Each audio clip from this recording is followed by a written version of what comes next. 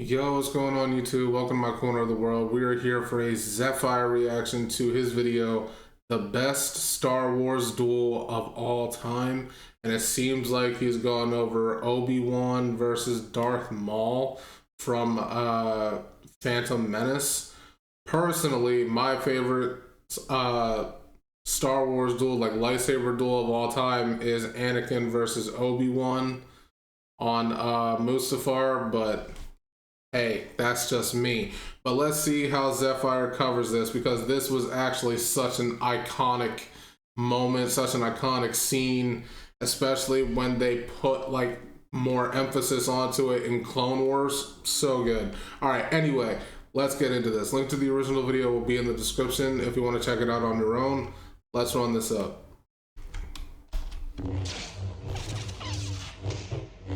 Yeah, I know y'all see this. Yeah. You see this right here? This is They what was you moving, call bro. real hands. They As were you know, moving. We've covered the best of the best fights on this channel, but one franchise I have failed to cover up to this point is...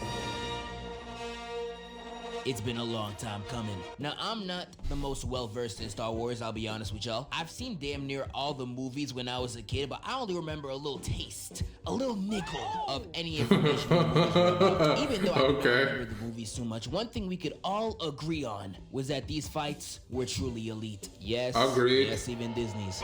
The choreography and swordplay they put into it is actually fantastic, and it's a great change of pace from what I usually cover. Now, there is a lot of fights I could have chose. I heard my girl was talking about I watched that one. One of the fights I do remember as a kid was Luke versus Darth Vader in the second movie. This was elite. But one of my favorites I have always loved was the fight against Darth Maul in the Phantom Menace. First off, that gotta be the coldest movie title of all time. Yeah, Phantom Menace. Down to the simplest sounds detail dope. is perfect. I'm gonna break down this fight piece by piece just so you can fully understand the greatness that's here. I'm gonna crack that cranium and fertilize your brain. Go ahead, right here, right now. But before we get to this complete peak, I have to share something for the first time in this channel's history. First off, follow the Instagram or Twitter for any updates, and shout out the second channel. We've been going crazy. Yeah, I watch your second channel content. It's awesome. I want a soft launch before it gets on the main channel will be on this one. So if you see any topics on there you want me to cover on here, please make sure to show your support. But besides all that, the real got you, bro. here is that young bull got a sponsor. Yup, we got Hey, our let's first go. sponsor. Oh yeah! This video is sponsored by Surfshark VPN, and I know I'm probably like the 10,000th person to tell you this, but hey, don't worry about it. Hey, you got it, bro. Get your bag.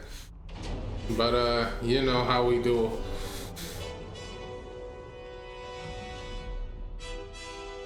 He just looks so cool, bro. No motive.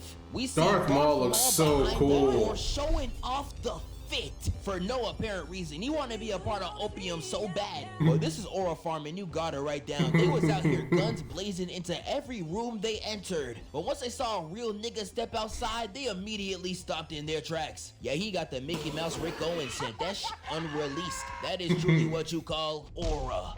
Qui-Gon tells everybody to clear out, showing that he wants that ISO. And I real life seen Darth Maul take off his hood dramatically. He was looking like Mario Judah. Oh shit. Get a close up. Are you sweating, my nigga? But all jokes aside, he was clearly not playing. He wasn't. I saw him whip out the saber and he revealed 2 blades. And this gotta be the coldest thing I've ever seen as a kid. I can see it, I feel it. I can hear he's cooking. I still don't think this design has ever been surpassed. Darth Maul is truly one-on-one. Darth Maul is tough, dude. Obi-Wan tries to take him off the top like a barber, only to get denied. Then we get a behind-the-back block. No looking it, too. My man's Maul is Weave Nation certified. I'm seeing a weave triple block. 2 hits on Qui-Gon and another Obi-Wan block. My man's Obi-Wan 0 for 3 like you YB in the mirror. No hoes, no money, and no hits. He out there doing straight cardio like a work wife. 20 sets of wasting your man's money. And when the cameraman zooms out, we see all 3 clash, flashbanging them. And some of y'all might think that was just some bright colors, but nah. That was Darth Maul showing the IQ. Because when he throws Obi-Wan down, he peeps that Qui-Gon is doing too much to keep up. He's unk now, he don't got that speed no more. And Darth Maul uses the lack of speed to...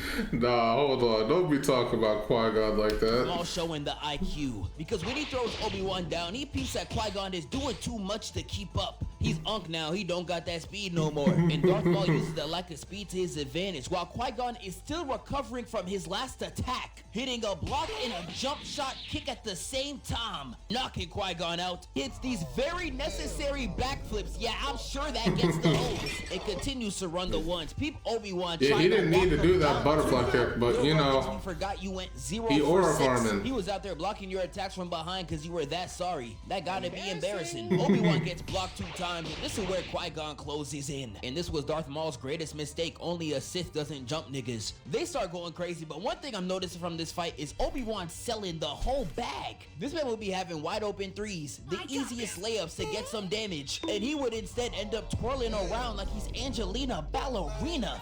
I mean, to be fair, we just saw like a minute or 2 ago, he was attacking Maul from behind, and Maul was no look blocking every single one of his strikes. So I feel like it doesn't necessarily matter if Maul is open or not for Obi-Wan to go in for a strike. He's just gonna block it. If you can no look block somebody, it don't matter if you're open, because if they can't hit you, what does it matter, you know?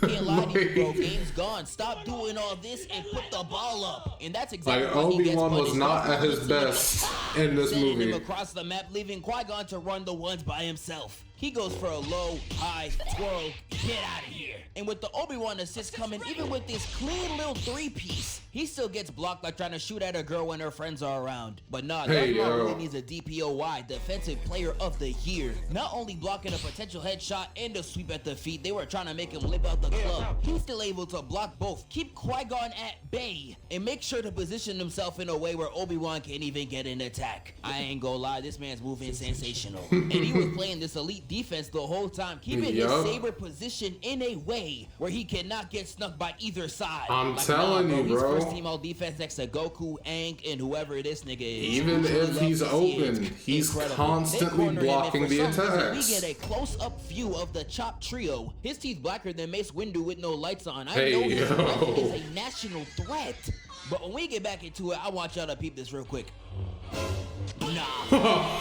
This man really thought that was gonna work. This gotta be the most unsuccessful flinch attempt I've ever seen in my life. This man Maul ain't give a fuck, gave no reaction. Like, oh, scary. Shut up, man. Maul takes one hit and backflips off, and when these two follow suit, we really see Darth Maul on the offensive. We see it right here. Darth Maul almost takes this man's leg if he didn't hit this last second block to retaliate. And he just continues on that offense, slamming Obi-Wan's saber down, blocking Qui-Gon and spit kicking him in the face, making Obi-Wan fall right off the stage, leaving Qui-Gon out there like a sitting duck. And I'm crying. He was so tired of doing no damage, he straight up just pip slaps Maul in the face, got him falling down on his face. And this is where Qui-Gon really calls ISO. These two start running the ones for a minute. They did. And Qui-Gon gets uncharacteristically very offensive. Like, peep the 2 slashes, twirl, hits a low then a high, then Maul dodges like he's Saquon Barkley. And the hallway stops her from continuing their fight. And this man Qui-Gon ain't miss it for a second. He took any chance to aura farm. Immediately got on his knees to aura farm. And once he saw that nobody... Yeah, honestly, I never understood exactly why Qui-Gon decided to sit down and meditate right there. I never understood, like, why now? Like, these, I don't really know what you would call it, like, laser wall gate things. As soon as they go down, the fight is going back up. I mean, he immediately opened his eyes and got back to it, but still, like, why sit down and meditate at all right now? Unless he was, like, saying a prayer or something, but I don't know. It just... It seems a little odd, but at the same time, he looks so cold doing it, no? Everybody in the room gave a F. He then tried to close his eyes too, just to get noticed. I'm crying. This nigga was begging for attention. But in all seriousness, I love how Qui-Gon is out here meditating, while Maul is pacing back and forth like a lion waiting for his prey. Actually, it really shows the difference between a Jedi and a Sith. It's truly wonderful storytelling. But hold on. After watching this scene and seeing the rest of the fight, Qui-Gon gotta be the only nigga I seen get worse after meditating. meditating. I thought meditating was supposed to clear your mind and slow you down, make you think. But once that gate opens, Qui-Gon comes in, guns blazing, coming at Maul with such ferocity, yet the whole fight he was moving calm and collected. But now he's trying to move like Obi-Wan, just spamming all over the place. And I wouldn't have a problem with him trying to take notes from Obi-Wan. He clearly saw that his fighting style was the way to win the battle. However, there is one crucial detail you are missing, my brother. You're not as young as he is. Nigga, you're 40. Yeah. You cannot be moving like this 20-year-old in his prime. You're unk now, buddy. You clearly do not got it. And Maul sees this and just starts having a field day with him, putting the pressure on him while he's tired. And Qui-Gon started getting desperate. He started moving his saber around for no reason. Yeah, it been over, bro. Darth Maul hits him with a double parry and then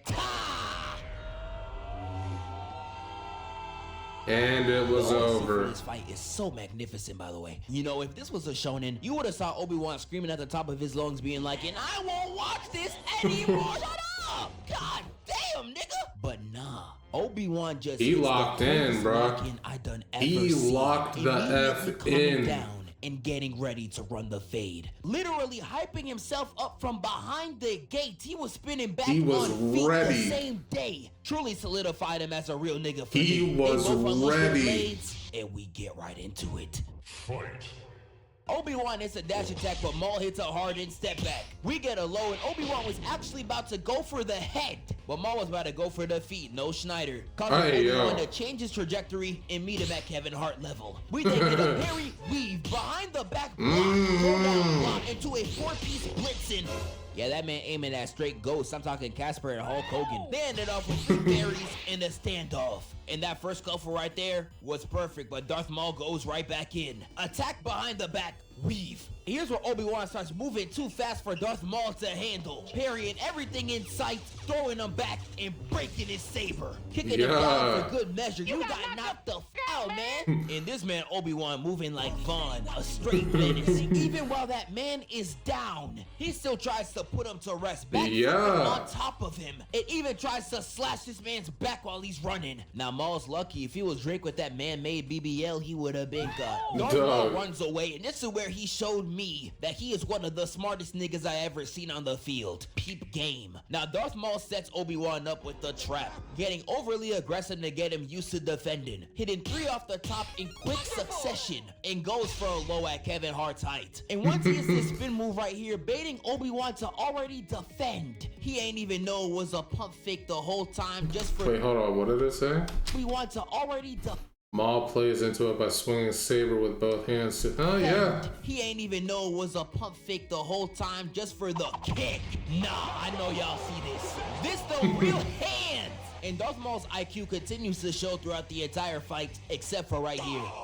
After hitting this, it took him 10 minutes to realize, damn, I could just use the Force. And for the first time in this battle since opening the door, he uses the Force to push Obi-Wan off the ledge. And he was looking down like he's scarfed. Like, that's something that I will say that these lightsaber duels, like, need more often. These lightsaber duels lack Force attacks. Like, bro, whether you're a Jedi or you're a Sith, you have the Force. Why don't you use it? like, why don't you use it?